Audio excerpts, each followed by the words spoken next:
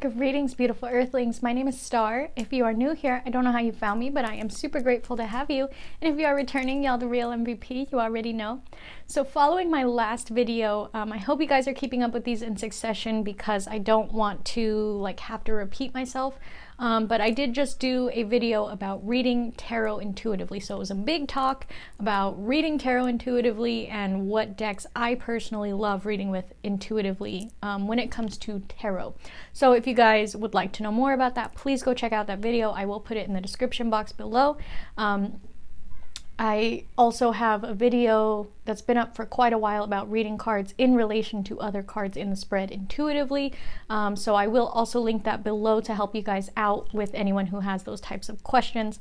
But what we're going to be talking about here in this video specifically is about reading oracle decks intuitively and why some can and why some cannot be read intuitively. So I didn't want to put this in that last video and make it just way too long, way too much info dump. So I really hope that this helps spacing it out a little bit.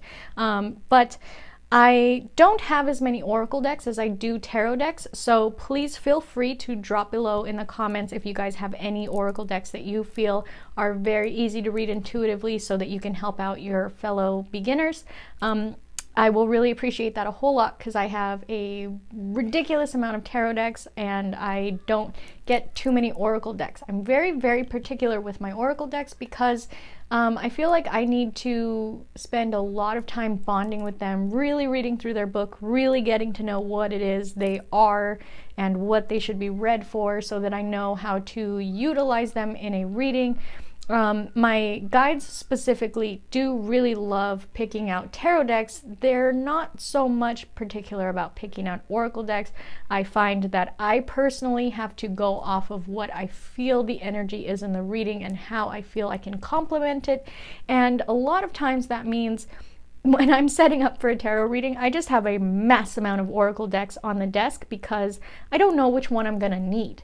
And I do have them all put away, and it really sucks when I'm in the flow of a reading and I go, man, I really could use this deck right now, and I have to stop and go get it and pull it out and cleanse it and everything. So that's why it's a little bit harder for me personally to talk about which oracle decks are, top 5 oracle decks, things like that. I feel like that's really, really hard to discern because oracle decks are used for such a variety of readings, and it's very much up to the reader to discern which deck they need and for which reading and for which message within a reading. So if you guys didn't watch that last video, I did a whole lot of talking about what reading intuitively is. So again, both of those videos linked below will help talk about which decks, will help you to understand what reading intuitively is and kind of what we're talking about here. I don't want to make this video too very long. So I'm going to show you guys which decks I personally love reading with, which oracle decks I personally love reading with intuitively and why, and then which other decks on the other side of the spectrum I feel like cannot be read intuitively, and I will also show you why. So this is why I didn't want to throw this in with that last video, because oracle decks are very, very, very particular.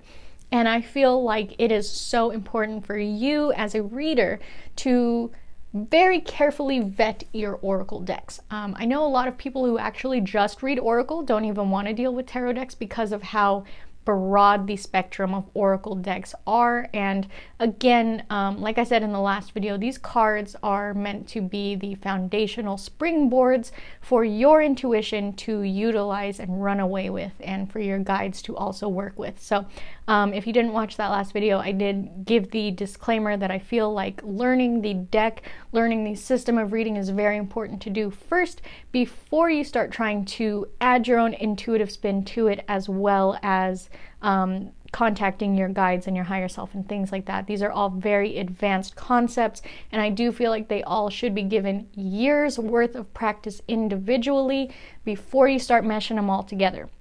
That's just my personal opinion because I went through the process of learning to do these things all separately. It took years and years and years of practice for each of them.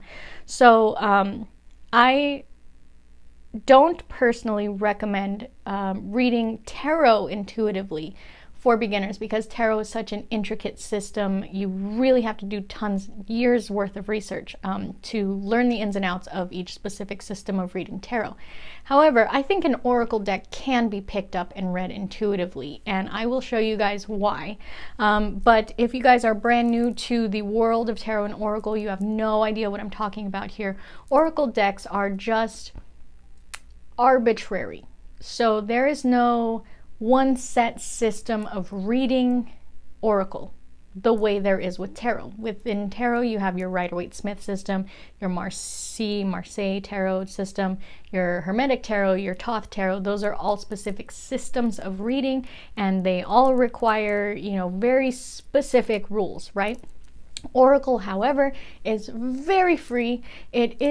I do personally believe Oracle is meant to be read intuitively. The word or phrase Oracle itself is like somebody who translates messages from higher beings. So I feel like Oracle decks are really meant to be utilized for those higher dimensional beings, for their messages and things like that. But again, you don't have to read Oracle that way, okay? So every Oracle deck comes with the book.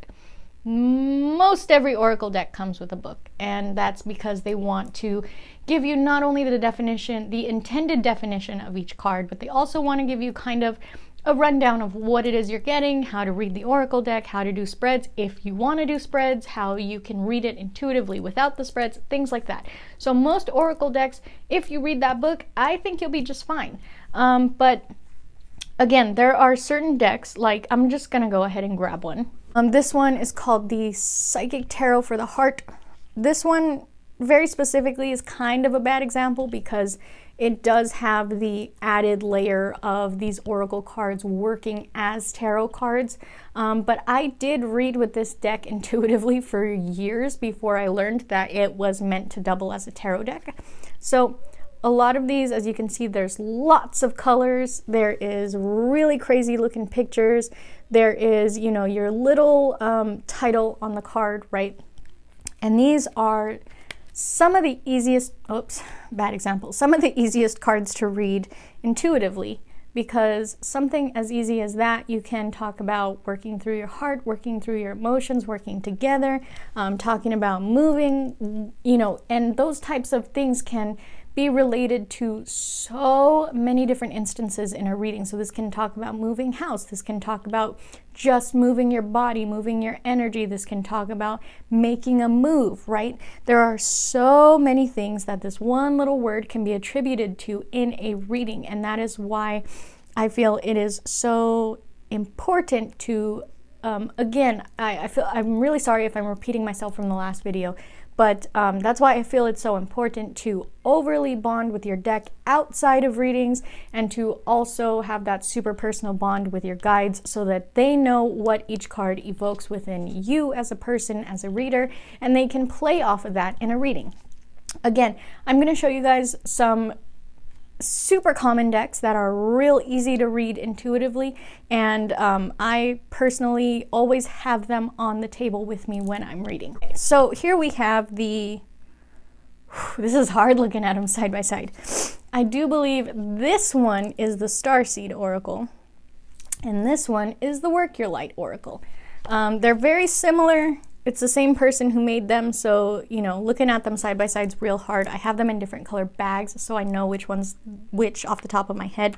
But again, these oracle cards do have books that come with them. And very rarely do my guides tell me to look up the meaning of these cards, because these cards have so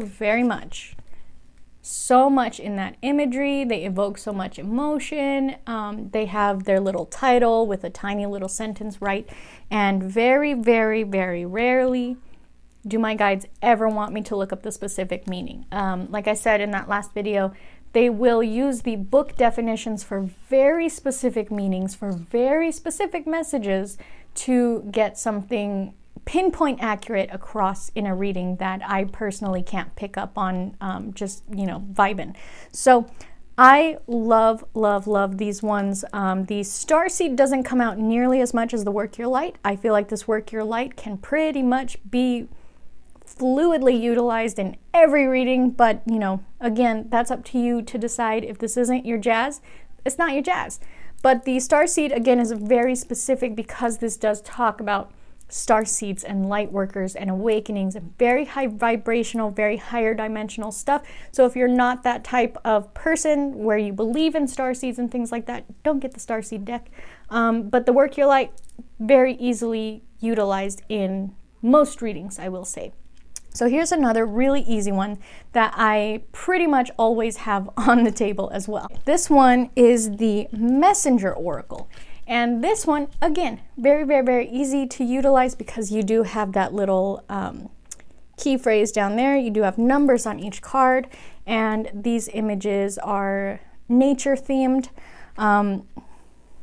Very, very, very rarely, I can probably count the number of times that my guides have told me to look up the meanings of the cards on one hand for this deck, because they just run away with the little phrases on this deck, especially with the numbers. If you guys know your numerology, numbers really help in tarot and oracle. It's not necessary, they do not correlate specifically, but it does help to add an extra layer, again, for extra messages, extra pizzazz in your reading, right? And the last one I'm going to show you guys is another one I personally really love reading with intuitively in a reading. I always keep it close, but it doesn't come out for all readings. Very specific readings again on this one. So I cannot remember the name of this deck, to be honest. I just so happen to have the book though. Okay, the Angel Prayers Oracle. I know it's a Kyle Gray deck and I know it's an angel deck, but both of my angel decks are in blue bags, so sometimes that gets a little confusing. But the Angel Prayers Oracle, again, you have a picture, you have a word or a key phrase, and then you have a little like sentence with it. The sentence I have noticed is usually an affirmation on this deck. It's an affirmation or like a key phrase for the angels specifically, especially if you are an angel medium, an angel reader. You work with the angels, the archangels, the legions of angels, right? They kind of do work through key phrases. There are very specific things that you need to say to like invoke the angels and to welcome them in your space and things like that. So I've noticed a lot of these little phrases are things that will invoke the angels. So I do really, really love this deck, especially when I have someone who is, I don't want to say religious because religion doesn't correlate with angels specifically, but someone who does believe in angels, who lets me read from the angels. I love that. I love doing that in a reading. You guys that have been longtime viewers know I started as an angel medium, and that's kind of where I got my jumping off point as a reader. I really love working with the angels. I still work with the angels. I know I don't talk about it too very much, but I really love working with the angels. I really love reading for the angels. So this deck helps a lot because the other angel decks that I have are the Angels of Atlantis, which very definitely needs the book. Very definitely, if you guys have ever seen that deck, you need that book. You can't read that deck without the book. And the Angels of Light, which is just little cards with paragraphs on them, again, you can't really read that one intuitively. So that's why I did throw this one in there for anybody who likes working with the angels. Thank you, Archangel Azrael, for making an appearance here. But for anyone who likes working with the energy of the angels, you like working with the messages from the angels, and you even mediums, I find if you can tap into the specific vibration of the angels when working in a medium reading, it's really, really helpful to have something like this to show really solid proof of that angel message in a reading, because because I'm a medium, I get the messages very intuitively. Sometimes they will speak through me, and a lot of times you can kind of feel the energy in that reading that sometimes the people are like, where's that coming from? And then to get that card as confirmation really helps solidify it in a reading. So that's why I love, love, love this one. Again, it works well for me intuitively because I have such a strong connection with the angels that I read with. So this is a very, very niche deck, I would say, but it does work very well for me specifically. So I'm going to give you guys some examples of decks that need to be read with the book, and just looking over there, I have the Angels of Atlantis, so I feel kind of ridiculous for making that whole statement. So I'm going to show that one to you guys since I just did that whole spiel. So this is one of my very first Oracle decks, and I love it, love it, love it. I love it. I know a lot of people don't. It's very specific. As you can see, you have the name of the archangel up there, you have this little orb, and then you have a word, right? So these cards need to be read with the book. There are very specific messages that correlate with each card in the book. They're very specific. Sometimes they have prayers, mantras, affirmations. These are just very specific. A lot of them have like things to work on, and that is why this angel came through to you with this message. Very, very highly specific, but just wow. Like if you read with the angels, you need this deck, because it doesn't really have much to do with Atlantis. It's talking about the 12 archangels from Atlantis, supposedly. You know, take that with a grain of salt. If you believe in Atlantis, if you don't, if you believe in angels, if you don't, whatever. If you read with the angels, if you work with the angels in any capacity, I think you need this deck, my friend. I will always recommend that one to angel readers. Highly, highly, highly. But again, you cannot read that one intuitively, because let's take a look at your messages. So for each card, you do have this big long thing of message. They're very specific. Again, a lot of these have prayers, affirmations, mantras, and things to work on. So they're very, very, very specific, and I really love like when I do readings, I read this out to the person because I feel like it helps them to hear it more than it helps them to see it. It also helps me stay connected with the angels in that reading. So I'm done with my angel spiel. For those of you guys who don't care about the angels, I do apologize. I specifically work with the angels, so I love, love, love talking about it. But let's go ahead and take a look at a couple more decks that I feel need the book. One of them is actually a little bit of a shock to me that I put it over there, but I do know why I put it over there. So this one is much like my Angels of Light cards, how I told you guys there's a big old paragraph on it, right? So here, this is called the Atlantis cards by Diana Cooper. So here at the front, you have a picture. As you can see, it says a word, there's a picture, right? That's your front. Your back is this big old long paragraph. So this is essentially what would have been in the book if there was a book. These cards do not have a book because they are the book. So that's why I said earlier, most cards will have a book, but cards like this that have the paragraph on there will not have a book. This one and the Angel Prayers Oracle and the Love Oracle, they all have that big old long paragraph thing on there. You really cannot read that one intuitively, and they don't have a book for that reason. Let's go ahead and jump into the next one, and I'm going to tell you guys why these last two you can't read intuitively, because it seems like they can, but I personally haven't had any luck with them yet. So this one here is the Whispers of Love Oracle, and I love this deck so much. I really wanted to love it. I really did, and I can see why my friend sent it to me, because she said she didn't vibe with it either. I love the imagery. I love it. I love the words. I love the phrases. I love the readings out of the book. These cards are so big. They're so hard to handle. That aside, there's so much going on in those images. It's a little overwhelming, especially in a reading, especially when you're in the vibe of a reading, especially when you're just trying to get a quick confirmation on a message. That's a lot to look at.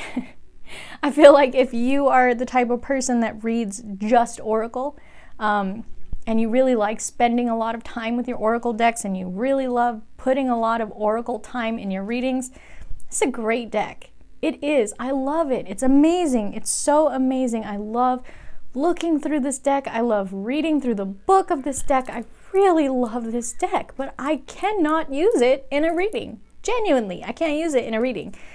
So it's just, take that with a grain of salt. It's beautiful, stunning works of art, but I just don't know. I've seen so many people use it in readings. I have. That's why I know about it. That's why I loved it. before I even got it. My preconceptions of this deck were already 10 stars. And just trying to use it in a reading, it's so much. It's just so much. It's too much for me to look at, for me to think about, for me to sit there and there's a number, there's a phrase, there's a sentence, there's so much going on in that imagery. Like, what do I look at? What do I look at? What do I think about? What do I turn to in this card? Do I have to use the book? Should I use the book? Because there's just too much for me to think about here. I feel like there's just way too much going on in this deck. And I always recommend crazy imagery when you're reading intuitively. So again, if this deck works for you, if you can read this intuitively, kudos to you. I wish I could.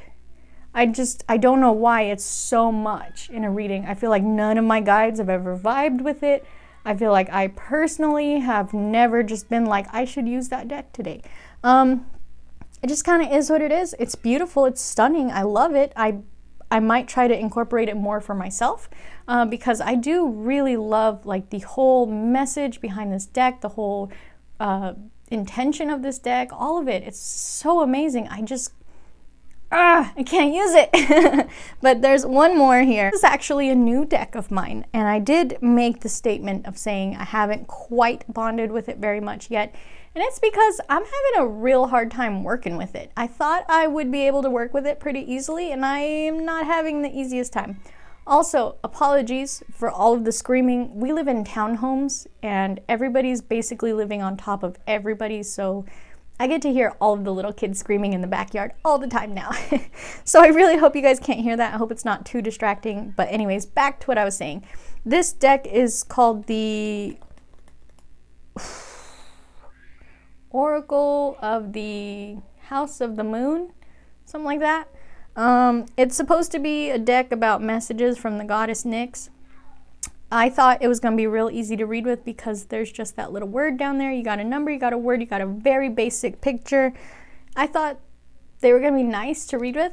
I did spend quite a lot of time trying to bond with this deck, trying to read through this deck, and every time I asked it questions, the answers were kind of nonsensical. I feel like the messages from the book don't really relate to much, and I do feel like this very well could have been more geared toward the audience of the people who read the book series, just as kind of like a novelty. Like, I don't know, I'm having a real rough time working with it. I'm really trying, I promise, I'm really trying, and you guys might get a follow-up video like a year down the line, like this is my new favorite deck to read with. But just right now, I'm having a real rough time trying to read with this deck. I've been trying to use them intuitively first before I run to the deck. I usually do that with my oracle cards. I try to see how they read with me first before I run to the book to, understand what they are. But I feel like this one is just novelty, which is a little upsetting. I was very excited about it. There's one more deck I would use as an example for something that needs the book, and that would be the Oracle of Shadows and Light. But this deck, it's super cute. The imagery is super cute. I love the idea behind the deck, right? These are all little mystical creatures that have a message for you, and they've come to your reading to deliver a very specific message. The book is very teeny bopper, so it makes it hard to internalize the messages a little bit. I get what they're going for there, and I love this deck. I love it for shadow work readings, but I just haven't used it much outside of shadow work readings because of that. This is one where I very heavily rely on the book. If this deck is getting called to the reading, I know there's going to be a lot of reading for it. Let me show you an example. There's just so much reading for each of these. Oh, how funny, I opened to trick-or-treating. Out trick-or-treating because it's Halloween time. So you can see you got that message. This one is about the card. Then you have a message from the people on the card. And then you have a divination message. It's real hard in a reading to stop and figure out which of these messages you need. I will give my guides real fantastic credit though. Sometimes when they want to use this deck, they have told me just read the divination message, just read this message, or read the whole thing. I will give them that credit. Y'all are amazing when it comes to using this deck because it's a hard deck to utilize. But that is what I wanted to show you guys, because all of my decks like that are very either or. They're either real intuitive or they're real book focused. So I did, man, that kid's real screaming their head off. So I did just want to make it a point to show you guys that that is why Oracle decks either can or cannot be read intuitively, because some of them are very heavily reliant on the book and some of them are just meant for you to utilize at your whim. So I hope that that helped. I hope this explanation made sense. Again, if you guys are looking for more information, about reading intuitively, definitely check out those videos below. They will help you out a lot with the explanation. This wasn't really meant to explain much. This one was just kind of showing the difference between Oracle decks. So that's all I got for you guys today. I really hope that that helped. I hope that made sense. And again, if you guys have Oracle decks that you think are really intuitive or really helpful, definitely drop those in the comments below. Please, please, please help out your fellow tarot readers, help out your beginners, because you guys know I only know from what I have experienced, and I don't have too many Oracle decks. I'd say maybe 20 if I were to guess. I don't have a lot of Oracle decks. So they're very hard. They're very hit and miss often with Oracle decks, and that's why I don't buy too many of them personally. But I really like the idea of things like deity decks. I know someone asked me about that difference a long time ago and I never got around to making a video about it, but they asked the difference between regular Oracle decks, angel Oracle decks, and deity Oracle decks. Something like the Isis Oracle or the Kuan Yin Oracle or the Kali Oracle, all by Alana Fairchild. Those are very specifically deity decks, and those are specifically meant to communicate with that deity, messages from that deity. There is no other reason you are using that deck if you are not communicating with that deity. Okay? That's it's real simple on that one. Same thing with angel decks. They're to communicate with the angels. They are to relay messages in a reading from the angels. Again, if you don't work with the angels, don't get those decks. If you don't work with a deity, don't get those decks. If you're looking for something real basic, real generic, Work Your Light Oracle, the Messenger Oracle, the Psychic Tarot for the Heart, those are real basic, real generic, real bare bones, easily intuitively read decks. Again, I really hope that you guys jump on board and put more in the comments, because I would love to check out more Oracle decks. It's just so hard for me to find good ones. It really is. Genuinely, from the bottom of my heart, it is so hard for me to find Oracle decks. I genuinely choose decks based on like imagery and just kind of feel of being drawn to it, and sometimes that just doesn't work with Oracle decks. So I really hope that wherever you guys are when this video reaches you, you have a beautiful, wonderful day, my friends. Don't forget to check out my link tree in the description. You can find all of my socials down there. You guys can keep up with me on whichever social you choose, or all socials. You can do that too. Don't forget my shop link is also down there if you guys ever want to check out anything that I do. I do make tarot bags and I do make jewelries. I just made some runes, some little mini river rock runes to put up on the shop as well. I'm very excited about that. So if you guys want to help support me, help support the channel, that's the best way to do it, is through the shop. And yeah, that's it. That's all I got for you guys. If you don't know about the 1,000 sub giveaway, I'm making tarot bags out of my last tapestry. So the big galaxy tapestry that I used to have, I did cut it up and I made 45 tarot bags out of it. I kept a little piece for myself to make veils out of, but I got everything ready for those. I'm making very special cards for each of those decks, and now, for each of those bags, and now all I have to do is just make the damn bags. There's so many, 45 bags, holy freaking cow. I'm gonna be real dedicated to that for the next couple of weeks so that I can get this giveaway rolling, because I want to get it out to you guys before I hit 2,000 subs. That'd be nice. But yep, that's what I got for you guys, friends. If you made it to the end, please leave me a big old thumbs up. And here is your second reminder to leave me a big old thumbs up. You know, that helps me out so very, very much, and it is a free way that you can support my channel. It also helps this video get to other people who really need it, and you know, do your thing. If you want to leave a like, if you want to leave a dislike, I'm not the police. I don't care what you do. So I hope that you guys have a beautiful, wonderful day, my friends. And I can't wait to see you in the next one. And please, please, please don't ever hesitate to put down any questions you have in the comments. I will try my best to answer your comments individually. And if I feel like it needs a video, I will also make a video. So have at it. Love you guys. Later.